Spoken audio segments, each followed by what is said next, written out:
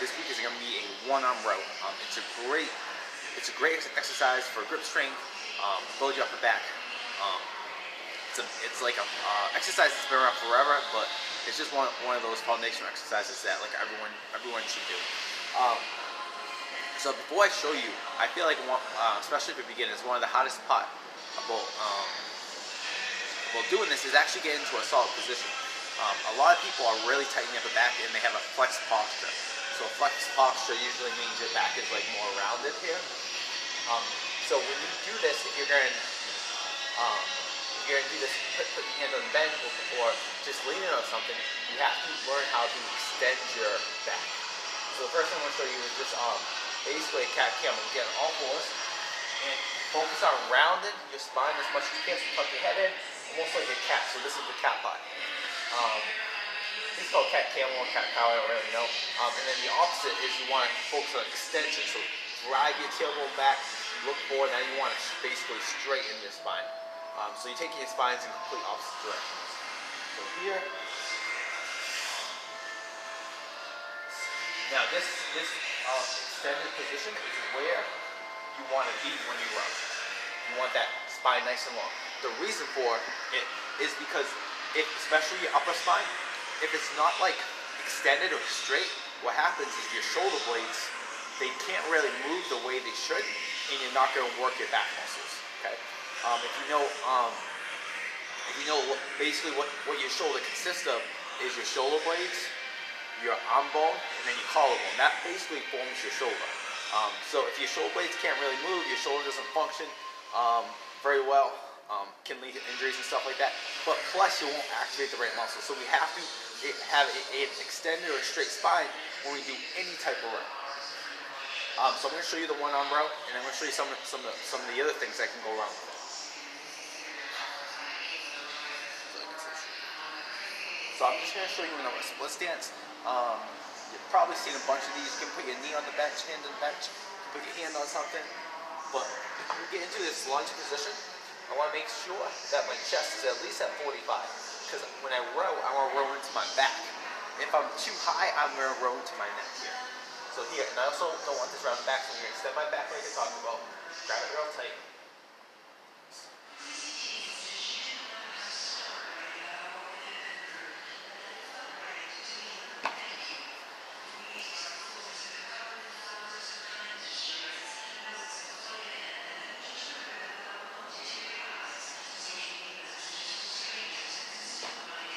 Alright, so let me talk about a few of the things that can go wrong. One of the simplest things to focus on, instead of just focus on bringing your arm straight up, think about driving your elbow to your hip. What this does is just make sure that your neck and your trap, like these muscles don't take over and your neck doesn't get all like tight. So instead of going straight up, go over here. And this naturally happens. People have overdeveloped traps because that's where we hold our stress. So instead of just doing a row like this, think about driving the elbow to your hip. You're still bending your elbow, but it's more like this. See the difference? This way you'll feel it. Another thing is make sure that you're moving your shoulder blade. So a lot of times, sometimes people's rows, they just bring their arm back. See how far your arm, see how it looks different? My elbow comes way behind my body. So when you do this, you want to squeeze the shoulder blade together. Or move the shoulder blade from it's on the outside of my spine to like the closest to my spine, from here. And another thing is, see how when I actually do a row properly and move my shoulder blade, my elbow doesn't come behind my back. When I do things like this, my humerus is with my arm bone starts driving almost out of its socket. And especially if you do this with weight, you're going to really do some harm on the shoulder blade. You don't really want to row like that. And same thing with chest presses and push-ups. You don't want your elbows like way down here. It's real bad for your shoulders. So you actually will work more muscles and it's more shoulder friendly by making sure that you squeeze your shoulder blades together. And another thing, going back to the hip, if I drive my elbows to my hip, it's a lot easier to get shoulder blade activation and not get into this really bad position. For your shoulders. So up here, right? Don't just do this. I want to pull it back. Let's squeeze, pause. Another thing, and I would probably do this with every single lift you do. In general, you want 2 or 3 seconds lowering, come up fast, and like a 1 or 2 second pause, squeezing your muscles as hard as you can.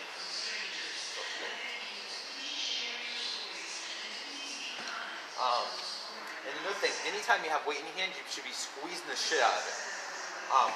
There's something called the radiation effect, which means the harder I can squeeze the handle, the more tension will radiate up my arm into my shoulder. So basically, I work more muscles by squeezing the thing I have in my hand.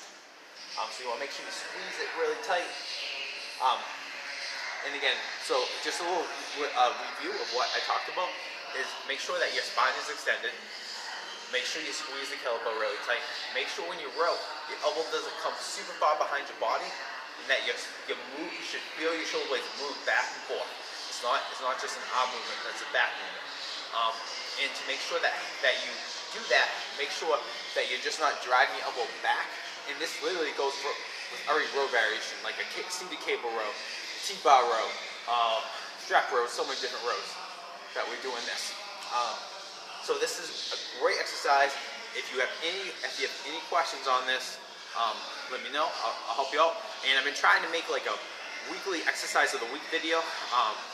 If you have a request, if there's an exercise that you're really not sure what to do and you want some help with it, I'll make a video for you. Just let me know. I could always use some good ideas.